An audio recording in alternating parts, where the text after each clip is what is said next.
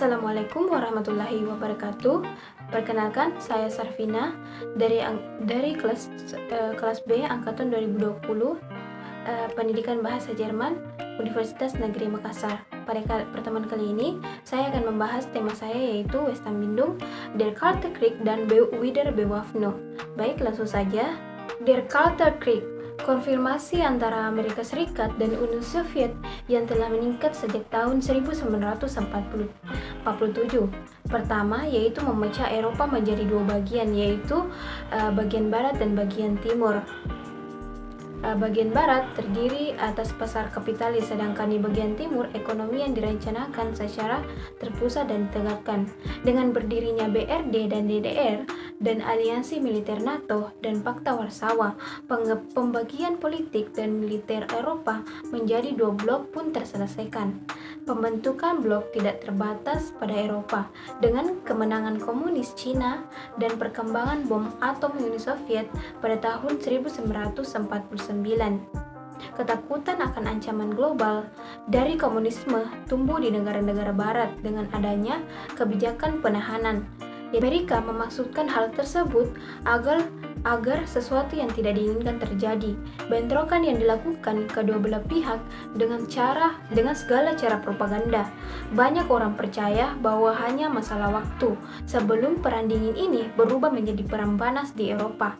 Tapi tidak dengan pada tahun 1950 sampai 1953.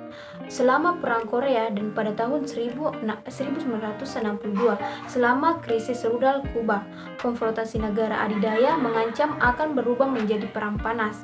Karena lokasinya, Jerman memainkan peran sentral sebagai penyangga antara blok-blok seluruh periode Perang Dingin.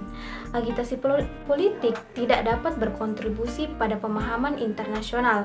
Persaingan antara sistem juga mempengaruhi budaya, olahraga, dan pendidikan. Pertempuran dan propaganda di bagian barat dan timur mengambil bentuk yang sangat sulit dalam beberapa kasus. Kantor pos mendaftarkan bertonton materi propaganda setiap hari. Menurut pemerintah federal, komunis merencanakan KPD karena itu dilarang di bagian Jerman pada tahun 1956. Ini terjadi karena simbol perang dingin di seluruh dunia, tembok Berlin pada tahun 1961. Propaganda terjadinya perang dingin memiliki 4 orang utama. Di antaranya yaitu melawan imperialisme dolar yang ingin menaklukkan dunia, kubu sosialis dan juga DDR.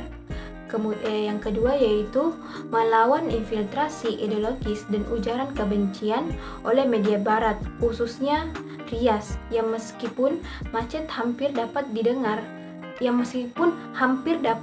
oleh seluruh DDR. Yang selanjutnya yaitu melawan terhadap tindakan sabotase ekonomi dan jatuhnya ekonomi di bagian timur.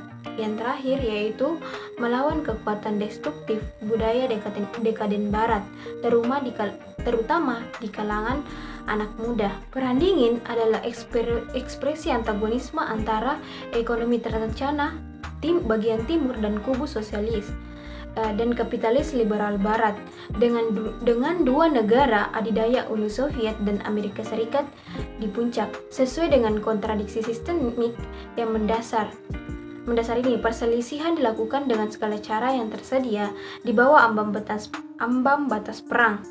Hal ini termasuk kegiatan dinas rahasia yang diisi informasi yang ditargetkan dan pertempuran propaganda di radio dan melalui radio dan juga televisi. Selama Perang Dingin, baik di Republik Federal maupun di DDR, peluang untuk menghadirkan pihak lain sebagai boneka Uni Soviet atau Amerika Serikat. Konflik politik di Republik Federal juga ditandai dengan penggambaran lawan politik sebagai antek dari kekuatan besar yang bersangkutan. Selanjutnya yaitu yang akan kita bahas yaitu Wieder Bewaffnung atau persenjataan kembali. Pada konferensi Potsdam pada tahun 1945, keempat sekutu memutuskan untuk mendemilitarisasi Jerman. demilitarisasi merupakan poin penting dari kebijakan sekutu Jerman setelah berakhirnya Perang Dunia. Jerman tidak akan pernah memulai perang kembali. Oleh karena itu, Undang-Undang Dasar pada tahun 1949 tidak mengatur pembentukan tentara. Setelah berdirinya Republik Federal Jerman dan NATO pada tahun 1949 dan meningkatnya konfrontasi antara blok selama Perang Korea pada tahun 1950. Kemudian Adenauer sendiri telah menawarkan kontribusi seperti mendekatkan persamaan hak bagi Republik Federal Jerman dibandingkan dengan negara-negara Eropa Barat lainnya untuk mengatasi undang-undang pendudukan dan untuk mencapai kedaulatan penuh. Dan kemudian pada awal tahun 1950 Adenauer menugaskan anggota parlemen CDU yaitu Theodor Blank untuk menangani semua masalah persenjataan kembali, di mana Departemen Kosong dibentuk dan ditugaskan untuk mempersiapkan pembentukan antara Jerman Barat dan Jerman Barat. Menurut Undang-Undang Pendudukan, GDR juga tidak diizinkan untuk membentuk tentara. Pemerintah GDR dengan dukungan dari Uni Soviet menghindari ketentuan dengan mendirikan unit polisi di barak yang seperti ditunjukkan selama penindasan pemberontakan pada tanggal 17 Juni yang menunjukkan bagaimana pasukan dapat dikerahkan. Langkah menentukan untuk mempersenjatai kembali Federal Jerman dalam kerangka hubungan dengan Barat diambil dengan berlakunya Perjanjian Paris pada Mei 1955. Republik Federal menjadi berdaulat, statusnya akan dicabut. Kemudian pasukan Sekutu Barat Republik Federal tidak lagi menjadi pasukan pendudukan, tapi digunakan untuk pertahanan bersama. Kemudian Republik Federal bergabung dengan Traktat Brussels yang menerima Western European Union atau WEU. Kemudian Republik Federal harus menjadi anggota atau bagian NATO, anggota dari NATO yang juga terjadi pada tahun 1955 dengan mayoritas mutlak dari partai-partai yang memerintahkan dan SPD dan KPD menolaknya.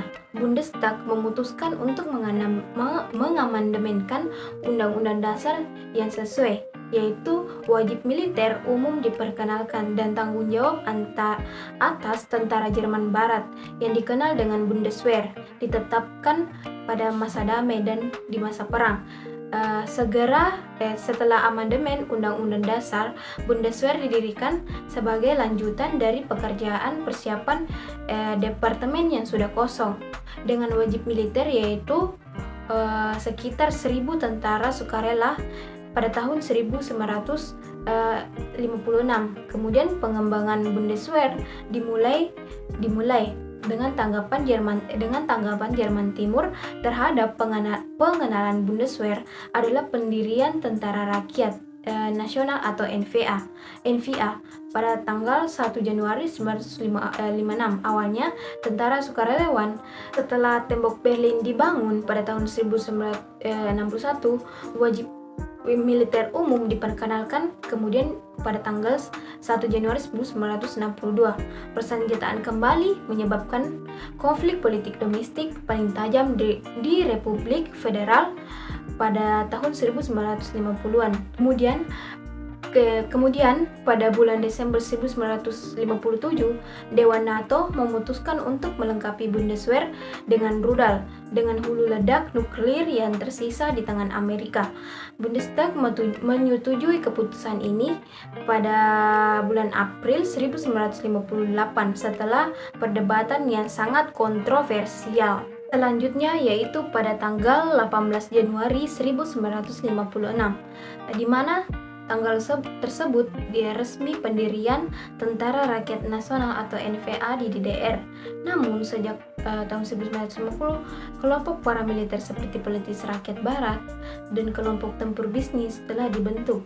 Pada tahun 1956, sekitar 120.000 tentara tersedia.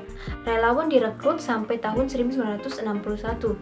Setelah tembok Berlin dibangun pada tahun 1962, wajib militer diperkenalkan. Selain pelatihan senjata, fokusnya yaitu pada pelatihan ideologis.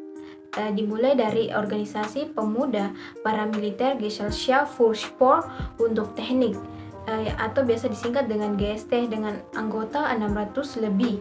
Didirikan pada tahun 1952 dipimpin oleh pimpinan negara. Kronik sejarah GST dari tahun 1056 hingga 1084 menjelaskan bahwa GST tersebut memenuhi misi sosialnya untuk berkontribusi memperkuat sosialisme dan mengamankan perdamaian dengan mempromosikan pengembangan kepribadian sosialis melalui pendidikan militer, pemilihan pramiliter dan olahraga militer yang membela sosialisme sebagai konsekuensi terpenting dari patriotisme sosial dan proletar, mengakui internasionalisme dan bertindak sesuai dengan yang berlaku. NVA berkomitmen untuk mematuhi perintah-perintah set tanpa keraguan. Kemudian parade dan rapat umum dimaksudkan untuk meningkatkan penerimaan di antara penduduk. Diskusi publik tentang pembentukan NVA dan orientasinya tidak terjadi. Perlawanan Uni Soviet terhadap pembentukan Bundeswehr bukan hanya propaganda, tetapi juga muncul dari keprihatinan nyata bagi rakyat Rusia khususnya. Masih ingat bahwa rezim Nazi telah membuat negara mereka hancur dan lebih dari 20 juta orang tewas. Di sisi barat, ketakutan akan melosnya pengaruh komunis bukannya tidak berdasar, karena Uni Soviet menindas setiap gerakan oposisi di wilayah kekuasaannya, terlepas dari perselisihan politik yang keras di Republik Federal. Mayoritas penduduk mendukung konsep pemerintahan Adenauer dalam pemilihan Bundestag, yaitu pada bulan September 1957. CDU dan CDU memenangkan mayoritas mutlak. Penerimaan ditingkatkan oleh fakta bahwa Bundeswehr seharusnya menjadi tentara dengan tentara warga negara yang bertanggung jawab, yaitu warga yang berseragam. Seorang komisaris militer akan melayani sebagai mediator antara Bundeswehr dan parlemen sebagai kantor pengaduan. Di luar negeri, bagaimanapun kritik dilontarkan bahwa sebagian besar perwira berasal dari bekas Reichswehr. Baik, mungkin itu saja yang bisa saya sampaikan tentang tema saya, yaitu Westanbindung, der Kalte Krieg dan Wiederbewaffnung. Wassalamualaikum warahmatullahi wabarakatuh.